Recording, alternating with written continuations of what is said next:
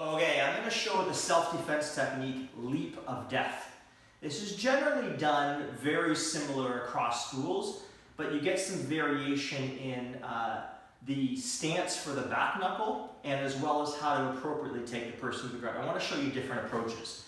But basically for leap of death, the attack is a step through straight deep punch. So I hook, I palm, and I transfer into my back knuckle. Now some will say neutral bow is more advantageous than forward bow.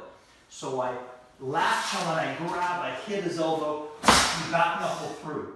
Back knuckle, as I back knuckle, a neutral bow is nice because it keeps my flow going, but I do get more power if I transfer my body. The equivalent of hitting something like this versus hitting something and turning in. So I'm going to have you guys turn in when you do it. So we do our hook, we get a break, we transfer the weight. Now there's a few ways to do the takedown. One is to continue to grab the wrist and push on the shoulder down. And that works really nice. He falls to the ground. Another option is as I hook, get my break, get my back knuckle in, is I push on his elbow as I pull up on his wrist. That's a lot of control. That's very painful. The other method you could do is to employ a simple elbow break, similar to how you do in glancing salute, except I'm grabbing the wrist.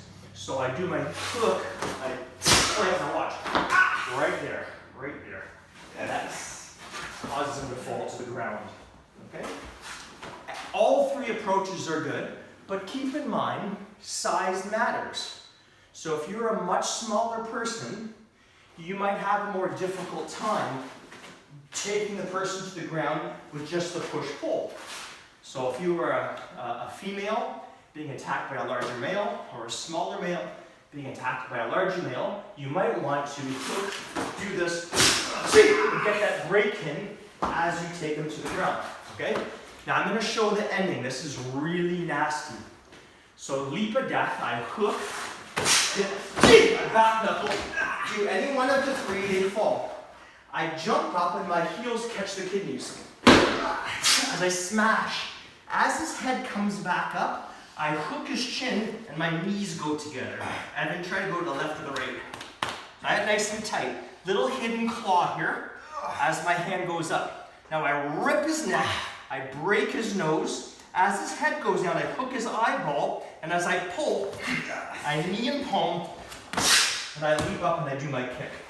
Okay, so we're going to try this one again. So leap of death. I do the catch. I hit him with the back knuckle. Take my pick on the takedown. He falls. My kidneys catch. As I hit his head, the head comes back up. Now this is key. I keep my knees together and I do not move them for the break. Okay, for the next snap. I rip his face on the way up. I stay in that stance. Hit the nose. Hook his eyeball, and as I rip, I palm, I'm in a close kneel.